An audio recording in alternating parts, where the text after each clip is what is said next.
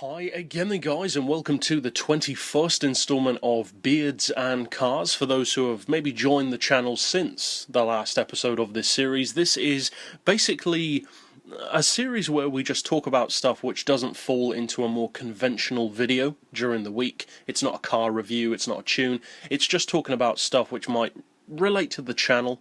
In this case, directly relating to the channel, and there were a couple of things that I wanted to cover in this video. The first one is, of course, the past few weeks. We had all the debacle regarding the laptop. I'm going through some stages to try and get better backups for all of the stuff that I have so that I don't have to go through that all again. Obviously trying to find a better computer itself as well, something that's more adept at dealing with the kind of editing that I do. Personally, I don't really see why editing would take so much of a computer's ability, because it's not exactly a weak computer, it's got decent enough specs for office use, but whatever. Now that aside, of course, we missed a load of videos over the past couple of weeks, and some of you guys may have noticed, some may not, but some of you guys might have noticed that every weekday now I've been putting out 3 Forza tunes instead of 1. And the reason for that isn't just to catch up, it's actually because October, November and December are going to be huge months for this channel. And the reason why is because in October, at the start of October, if I remember correctly, Forza 7 is coming out, which I've pre-ordered already, the Ultimate Collector's Edition. Then, about midway through the month, I think it's the 18th or whatever, Gran Turismo Sport is coming out. Again, I'm planning to pre-order the collector's edition of that one as well. I haven't pre-ordered that one yet, but you can do it up to 7 days before the release, so I might order that sometime in October. But it's going to be a huge month, for obvious reasons. But because I do videos for so many different games at the same time, Gran Turismo 2, 3, sometimes 4 and 5, 6, Gran Turismo Sport, Forza Horizon 3, sometimes Forza 6, we do quite a few games at the same time. So October is only going to be more busy with another 2 brand new games, and obviously those 2 new games are going to be, as far as pop culture, more important than all of the others on the channel. Because although, as I said, I do still plan very much so to cater to Gran Turismo 6, that is not changing. I am doing that because a lot of people are not going to buy Gran Turismo Sport. A lot of people aren't going to get a PS4. Maybe you want to but just can't. Maybe you're not in a position to. Maybe if you're a younger person you simply can't afford to. Then you have to wait for your parents to get it for you. That's totally understandable. So for those people, if I'm only putting out Gran Turismo Sport content, well, you're simply going to miss out. So that was never the plan, and it's not the plan. I will still be putting out Gran Turismo 6 content. However, understandably, it will be pared back. So at the moment, I do Forza Horizon 3 tunes Monday to Friday, and I do Gran Turismo 6 content for the entire rest of the week. Monday to Friday, plus all of the weekend. So that is a very Gran Turismo 6 dominant platform, and that's not surprising. That's where the majority of this channel's growth came from. So the way that it's going to change isn't necessarily set in stone. I haven't got a specific schedule in mind. I've got some videos that I'm planning to do. Obviously, as far as tunes go, well, obviously I'm not going to be able to put out tons and tons of those immediately, because even with the added bonus money of the Collector's Edition games, that Collector's Edition money will go down really quick when you're tuning cars. And of course, with Gran Turismo Sport, we still don't know the full extent of the tuning, so I might not even end up making top speed tunes for that game. Now, a lot of people have asked in the past, why do I make so many top speed tunes? Isn't that just what 12-year-olds would want to see? Well, yeah, to some degree that's true, but you know what 12-year-olds do? They watch videos. And at the end of the day, a YouTube channel is a business. So, of course, I want to put out videos that are going to bring new traffic to the channel. It goes without saying. Now, with that being said, I'm not certain about Gran Turismo Sport, whether or not that will be an important thing. We don't even know if Special Stage Route X is planned to be included. I would not be at all surprised if it's not included, because the game is going down much more of a traditional FIA, kind of GT3 racing, that sort of thing, route. And that's just not about top speed racing. Now, with that being said, of course, we do have some very clearly top speed inclined cars on there. You've got your Bugattis, you've got your Veneno, you've got your LaFerrari cars, which do have a lot of top end potential, but it remains to be seen. So we'll be putting out Gran Turismo Sport content later on in the month, and we'll be putting out Forza 7 content early in the month, and of course we'll be doing then both simultaneously. So I'm not sure exactly what videos are going to be falling on which day, but I probably am going to put out a trailer to kind of get the hype going for October in particular. But the reason why I say October, November and December is because the first 3 months after a game's release are the most crucial time. After those first 3 months, you start to see a significant drop-off in the amount of people buying the games, and not just that, but the amount of people playing the games. Because think about it, a lot of people will buy a game and then be disappointed with it and get rid of it. Maybe they'll trade it in, maybe they'll sell it, maybe it was purchased for them as a present and they don't enjoy it. And then maybe they'll go back to playing Grand Theft Auto or something else like Project Cars, whatever, instead. So those first 3 months are very, very important. October in particular, of course, but November and December as well. And although I'm not going to make any specific predictions as far as numbers, I am going to say that I believe, if all goes well, that October, November and December are going to be very significant months for this channel. Now, at the current increase rate of subscribers and views, we should be close to, if not slightly over 10,000 subs by the start of October. That's just current numbers. That's not even with the boost of Gran Turismo Sport and Forza 7. So, as I said, I'm not going to predict specific numbers because that's a good way of disappointing yourself. But I am going to say that I do think those 3 months have a lot of potential for this channel. Because although the gaming market as a whole is completely oversaturated, if you then narrow that down to people who play racing games, well, that becomes much more niched. You go from 100% of the gameplay on YouTube to maybe, 5%? Possibly, maybe 10%, if that. Then, if you count that down to people who actually have channels that are devoted to racing content and don't just produce, GTA videos on the side or whatever, well, now you're looking probably at the 1% of people. Then, if you think of those people, how many of those channels are known for it? The vast majority of videos on YouTube are just produced by people who put out the occasional video. And that's why people know that they can come to this channel and get that regular content, because that's what I've always done. Then, it becomes even more specialised when you think, of those channels, how many of them specialise in Gran Turismo? Quite a few of them. How many of them specialise in Forza? Quite a few of them, probably even more in fact. How many of them specialise in both? Not that many. And again, that is exactly what I'm doing now. As I've said before, that was the plan all along. I made that very clear even at the onset of this channel, that that's what I wanted to do. Now, with that all being said, I do believe that those 3 months are going to be very good for the channel, and we're going to be putting out predominantly Gran Turismo Sport and Forza 7 content, but I'm also going to be putting out Forza Horizon 3, Gran Turismo 6 and Gran Turismo 2 content every week. So it's going to be pretty intense. And that, going back to the earlier point, is one of the main reasons why I'm putting out loads of Forza tunes at the moment. Because instead of putting out 1 a day, which is of course 5 a week for the weekdays, I'm putting out 15 a week, 3 Forza Horizon tunes each day. And although that has been a bit more of a challenge to record ahead of time, because obviously that takes a significant amount of time, I'm happy with doing that because it means that I can use the rest of this month, which isn't that much, but also more significantly the entirety of September, to put out 3 times as many Forza Horizon 3 tunes. Because of course once Forza 7 comes out, it doesn't make Forza Horizon 3 irrelevant, not by any means, but understandably a lot of people will stop playing Horizon, at least for a few months, to focus on Forza 7.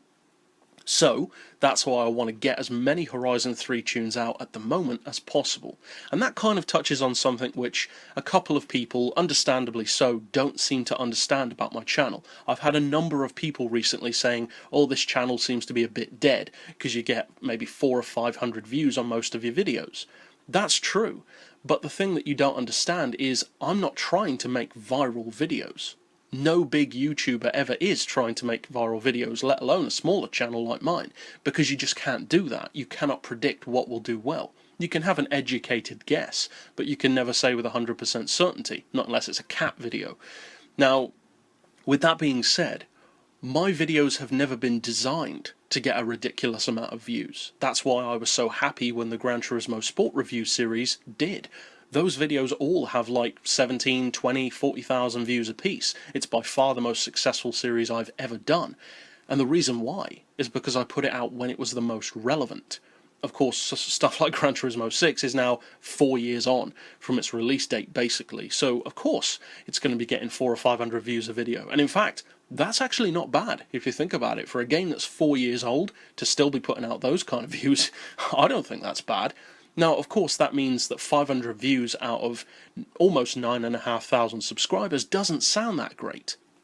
But the reason why it doesn't sound that great is just because that happens to be the percentage. If you actually compare that to how many subscribers PewDiePie has, for instance, and then how many of those subscribers actually watch his videos, well, mathematically speaking, I actually have a higher view percentage from my subscribers than he does. That's pretty crazy to think about, but it's also true. He has 57 million subscribers, but most of his videos get around 3 or 4. That's not a great percentage. My videos have around 500 each, generally, and I have 9,400 subs. That's a much better ratio, a much closer ratio as well. So, although, yes, the videos don't seem to do amazingly well, they're not designed to. My videos have always been designed, and I've said this before in the past, to not necessarily stand out from the crowd, but to become the crowd. That has always been my goal, to saturate my market so much that basically 9 out of every 10 Gran Turismo 6 videos you look up are probably going to be from me. It means that people, even if they don't necessarily like me, are probably going to keep seeing my videos come up. And eventually, who knows, they might just try one out and find out that they like it. You don't have to like it, of course, but it just means that more people have the opportunity of seeing the channel, recommending the channel, or finding it beneficial. That's another reason why I have never asked people to like a video. I've never asked a single person on a single one of my 2,600 videos to leave a like, because I couldn't care less. That's not what it's about.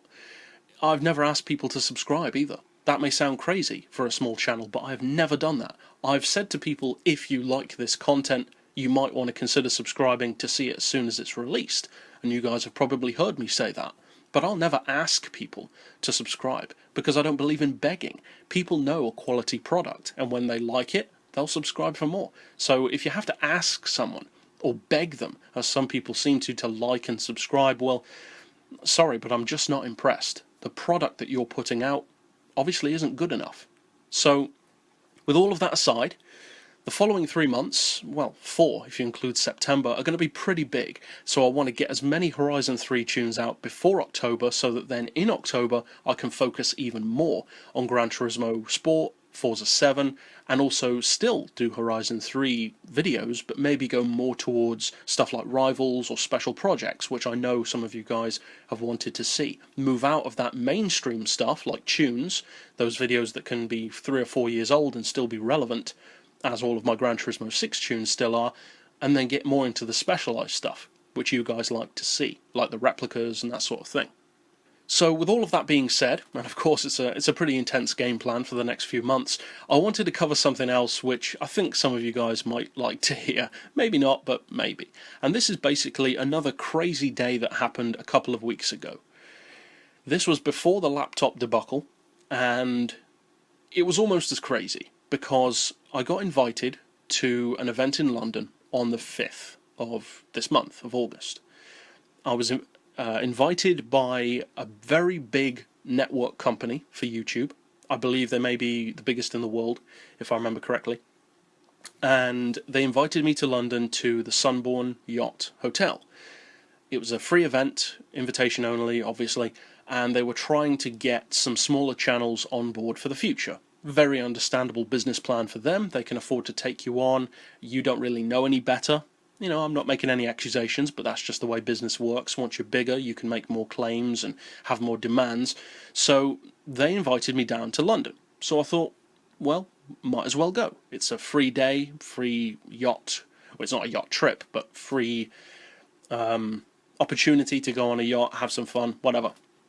So this day turned into something pretty crazy over the course of the day. It's simultaneously one of the worst days I've ever had, but also one of the funniest trips I've ever made, because I just made it a day. I didn't stay overnight. So I booked a coach to go, because it was one of the simplest ways of doing it for me. And the coach left at 7:40 in the morning. So I got a taxi to the coach. And the day started off a little bit rough because the taxi driver asked me where I was going. I said in London. He asked what part, and I told him it was up by the London Eye and the Thames and the Sunbourne Yacht Hotel. He said, "Oh, I know that area." I mentioned to him that where I was going to be getting off my coach was 4.5 miles away from the actual event, and the coaches would not go any closer to that, and the taxis were ridiculously expensive. To go that distance, they were quoting me £30+, which is like $40. I'm not paying that kind of money, especially not both ways, for something which I used to walk back every day from college. So, yeah, of course I'm not going to pay that. But then he says to me, "You're not going to be able to walk that. There are certain parts of that journey that you can't walk. They're like too busy or too geared towards cars rather than pedestrians." So I thought, well, great. This is a good way to start the day. Now I don't even know if I'm going to be able to walk there. But I thought, maybe he's wrong. I've had information from people who live in places in the past that hasn't turned out to be exactly accurate, so I always take it with a pinch of salt. Now, as it turns out, it was fine. I don't know what he was talking about.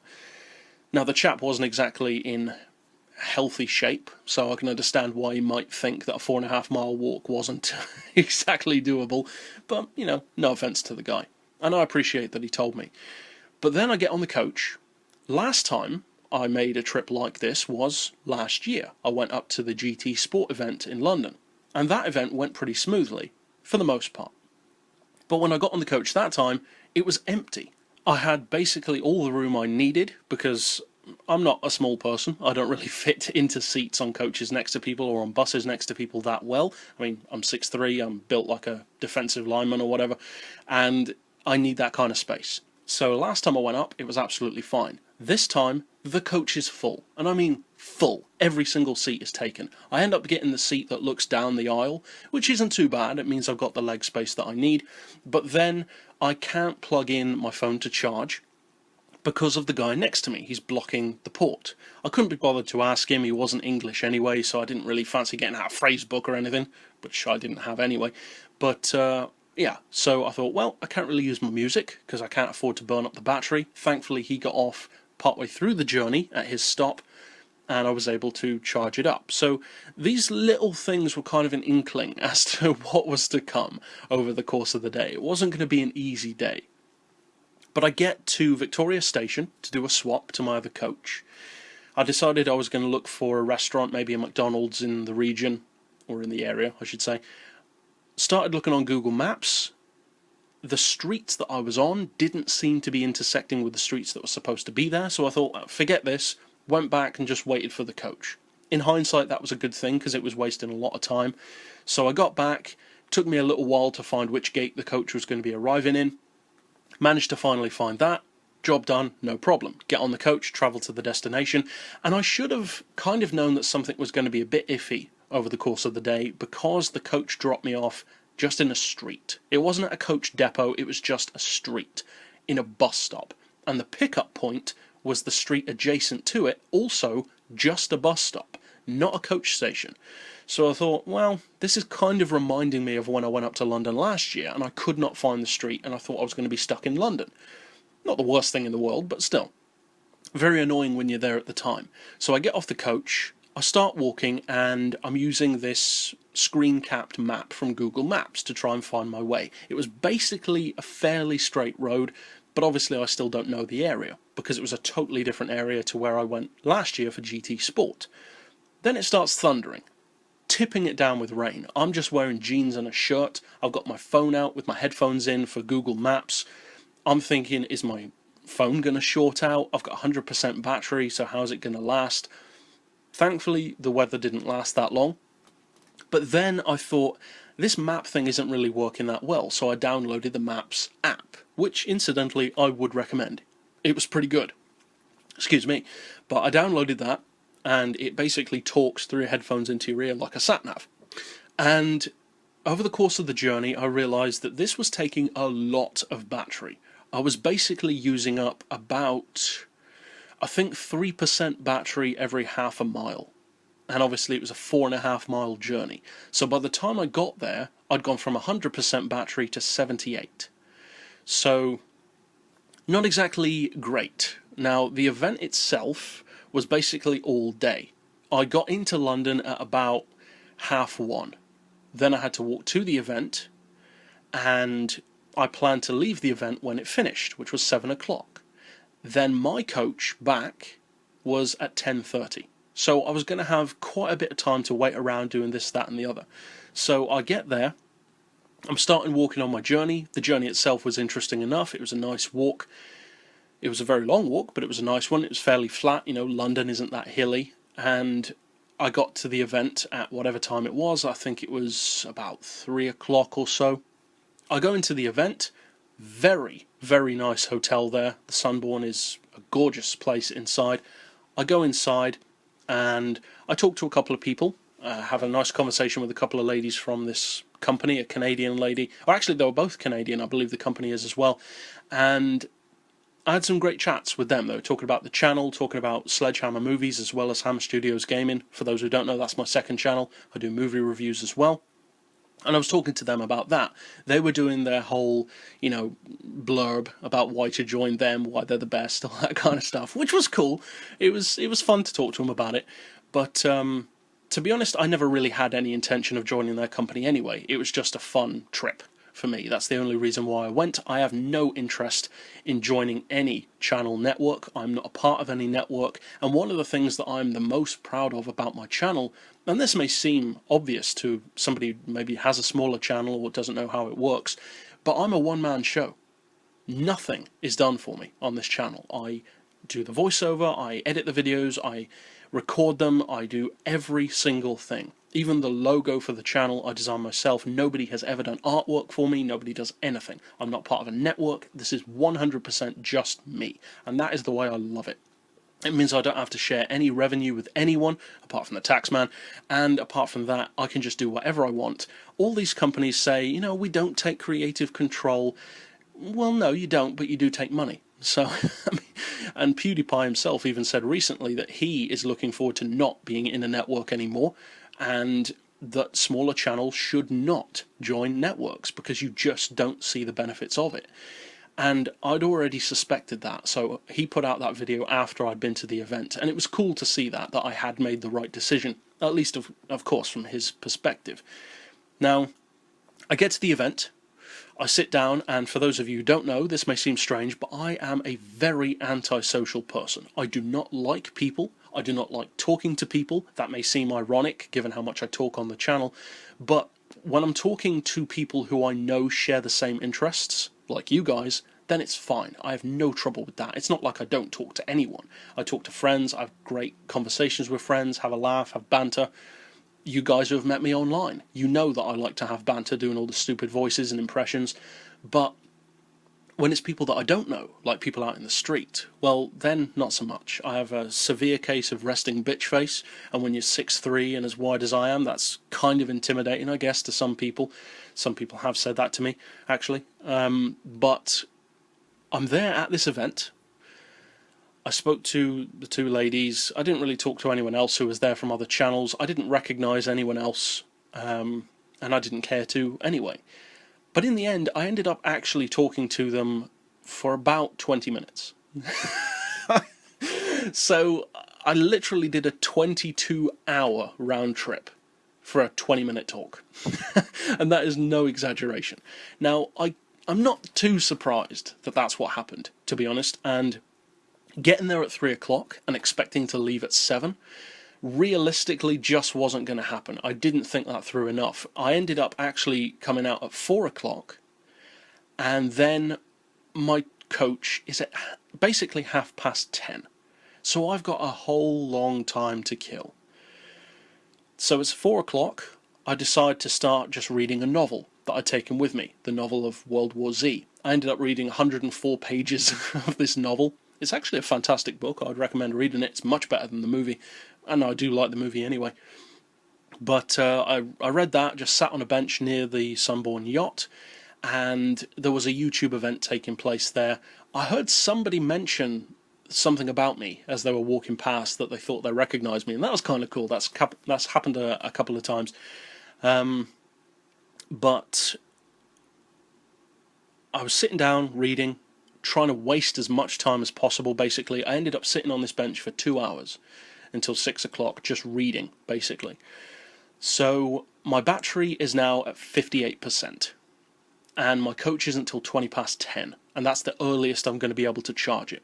So I start walking back. Thankfully, there were a couple of Tesco Express shops to get drinks, that kind of stuff. I was very grateful for those. Started making my way back, and as I was walking back, I could tell that I was going to have problems with my legs over the course of walking, because I don't think I've ever mentioned this on the channel before, but I do have health issues with my legs. And I used to think it was maybe diet related, that I was just too heavy, because I'm just naturally a very heavy person, and I know that sounds like an excuse, but I don't mean I'm big-boned, or this nonsense that people talk about. I'm not big-boned. I'm just naturally a large-framed person, and even when you can see my ribs and I look, as my mum said back in the day, like a greyhound, at that point I still weighed 220 pounds. So I'm just never going to be a lightweight person. Now, I start walking back. The issues that I have with my legs, which I almost forgot to mention, were that my Achilles tendons are too short. And that's not something you can do anything about. You can do exercises to stretch them, but nothing is permanent. That's just the way I'm built. And the basic problem that causes is that when you walk as fast as I do, with as much weight on your feet as I have, you really overstretch the tendon. It's actually amazing that I've never snapped the tendon over the course of my life, like running at school, doing sports days, that kind of stuff. It's shocking, actually, that that's never happened. I always used to wonder why running was difficult for me, even when I weighed much, much less.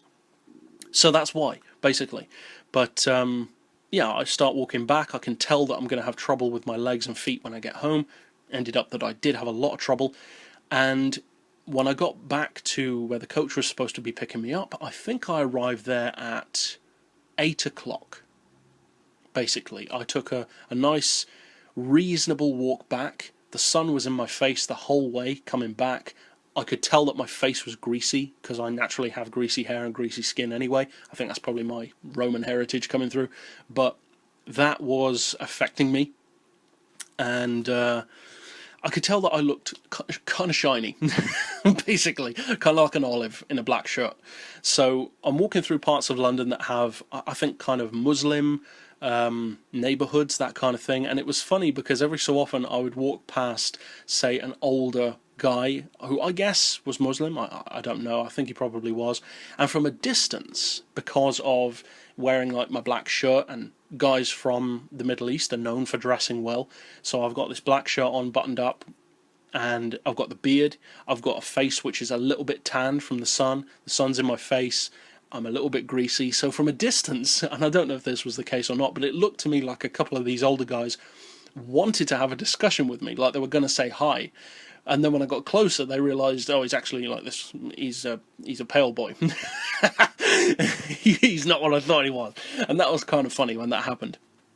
So I walked back to the place, bought a couple of bottles of water, which were amazing to drink. You never enjoy water as much as when you're thirsty. It was like nectar from heaven. It really was. But I got back to this place, and I discovered the street where they were supposed to be picking me up in the coach. And the street was just that. It was just a side street with hotels and restaurants. One-way street.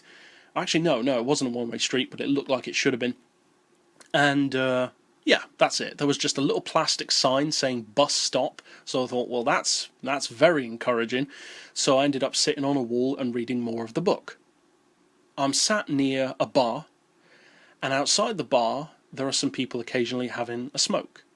One of the people is a very boisterous middle-aged woman who has no concept of volume. I'm standing 30 or 40 feet away, and it sounds like she's shouting in my ear. She was crazy loud. So that was kind of nagging at me from the side while I'm reading my book. It's getting darker. I sit there for 2.5 hours, just sat on a stone wall reading my book. My legs are dead from being sat on the wall. I get up, I go out to wait at I think 10 o'clock. I figured be out there ahead of time, so when the coach comes, I'll be ready. And 20 past 10 comes, no coach. 10:30 comes, no coach. 20 to 11 comes. Now I'm starting to think, what's happening here? Because my transfer is at 11:30. And you've got to get to the station first. I've got to get back to Victoria Station. In traffic in London at 11 o'clock at night. Not exactly a conducive time on a Saturday night to be travelling back. So, 11:15 comes. 10 to 11 comes. I order a taxi. The taxi says, oh yeah, we'll get you there in 10 minutes. The taxi arrives, he asks me where I'm going, I say it's Victoria Station, he says when you got to be there, I say 11:30, he says, what? You ain't going to get there for 11:30. I said I was told you could get there in 10 minutes. He said, no, we could get to you in 10 minutes. So this day just keeps getting better and better at this point. So, he flies through the traffic. Every single red light is red, of course it is. We've got the slowest drivers in the world. I don't know if it was like Douglas Bader on a bicycle or something in front of us, but whoever it was taking way too long. The coach was supposed to leave at 11:30. We got to Victoria Station at 11:26. Now by this point, I've got to rush to the coach. I can barely walk, and I've got to rush to the coach. So I get out. I must have looked like someone who had no knees, because I was walking in such a crab-like fashion because of what I'd put my legs through, walking essentially 10 miles or more over the course of the day, walking quick as well. So I've killed my legs, I'm trying to rush for this coach. I get into the coach station, I know I don't have time to ask them which gate the coach is arriving in. There are 10 gates, if not more. So I go 50-50, I choose to go right instead of left, and thankfully that was the 50-50 which was correct, because I turned right and there was the coach. People were boarding it to leave. Whew. So that was fun. But it wasn't finished there, because then I get on the coach and I feel like saying to the guy, what kind of joke are you running here? You don't even come to pick up your passengers. I say to the guy, is there any particular reason why you didn't come and pick me up down this street? He said, oh, we don't go that way. And I thought, what are you talking about? But I didn't bring it up because, to be honest, even when I'm extremely angry, as I was that day, I'm far too accommodating. So I didn't bring it up with him. I got on the coach. And then later on, I thought, actually, it's a good thing that I didn't bring it up. Because of course he wasn't that way. He's the transfer coach. Now, we found out later on that the coach actually did arrive. It was a full hour late. So even if I had have waited for it, I would have been late for the transfer anyway. So I got my money back recently for the ticket, which was good. But it doesn't really cover the inconvenience, as you guys would know. But I get on the coach, and now, it's smooth sailing. By this point, I've got 14% battery left and a 4-hour journey ahead of me. So I get on the coach, looking forward to just sprawling out, plugging the phone in, listening to some Disturbed to go to sleep to. And I sit down. Well, actually, I don't sit down. I walk towards the back. I like sitting at the back. Every other seat is taken by somebody who's got their mouth open, catching flies with a sleep mask on. Great. So now I'm just going to pick a seat and sit down. Of all the seats, of all the seats on the coach, I would pick the one next to the guy who's 6'8", sitting sideways because he doesn't fit in the seats properly. I don't fit in the seats properly either, so we're both sitting there like a couple of weird distortion dancers. I can't plug in my phone because his leg is there, and I plug it in. I asked him, could he shuffle over so I could plug it in. I plug it in. What do you know? That charger isn't working, so I've still got 4% or 14% battery. Thankfully, some people move. I swap seats, and now that charger does work. And the rest, thankfully, was pretty smooth. I had a bit of a sleep on the way back. I never really like sleeping on coaches like that because I always think I'll miss my stop. So I kind of drifted in and out of sleep a bit. My legs are absolutely killing me by this point. And then from then on, I get a taxi home, that kind of stuff. And it went pretty well. But yeah, it was a pretty crazy day. 22 hours, 10 miles walking, crazy coach happenings and all this nonsense. And I completely forgot, actually, but while I was waiting in the street at 20 past 10 for the coach, it was like at 10 o'clock, this upstanding street of hotels and restaurants suddenly changes into like a mental home who's out on a field trip. Because I noticed there's a homeless guy the other side of the street. I've got nothing against homeless guys, they have a bad lot in life, but this guy is not well, let's just say that. He's drawing on the curb with some chalk. People keep walking through his drawing and he's going off at them. Then, though, he finishes his drawing, whatever masterpiece it was, and he picks up a traffic cone and he starts running up and down the street singing Ain't No Sunshine Till She Comes, or Ain't No Sunshine When She's Gone, through this traffic cone. I'm thinking, what the hell is going on around here? I'm waiting for this coach. Then he speeds off somewhere. He's probably running down to go to an X Factor or The Voice or something, I don't know. And then I hear this moaning, this like wailing coming from a side street. And this also, I presume, homeless woman comes out, middle-aged, I think, kind of raggedy looking. And she starts going up and down the other side of the street, accosting people, saying, I'm in pain, can you help me? All this crazy talk. Maybe she was in pain, I don't know, maybe she was in withdrawal from something, sniffing glue, I don't know. But I think, do not come and talk to me. I'm not in the mood. She came over and talked to me. She said, oh, can you help me? I'm in pain. Thankfully, though, my taxi turned up and I could just leave. But I was not in the mood for that. And over the course of the day, it was one of those days where you occasionally get weird compliments from people. Like a chap walked past and said, hey, dude, like the beard. And I was like, because any other time, it would have been fine. I would have been like, hey, thanks, bud. But I was just not in the mood for that kind of chat or a compliment of any kind. But yeah, it was a crazy, crazy day. It just went from bad to worse. From the taxi ride in the morning, I was kind of having a suspicion that something would turn out wrong. And boy, did it. Pretty much everything along the way did. So yeah, I hope you guys have enjoyed hearing about my crazy day in London. And yeah, I don't know if I'll go to an invitation event in London anytime soon. But yeah, so that's about it for this pick. So I'll see you guys next time. And as always, thanks for watching.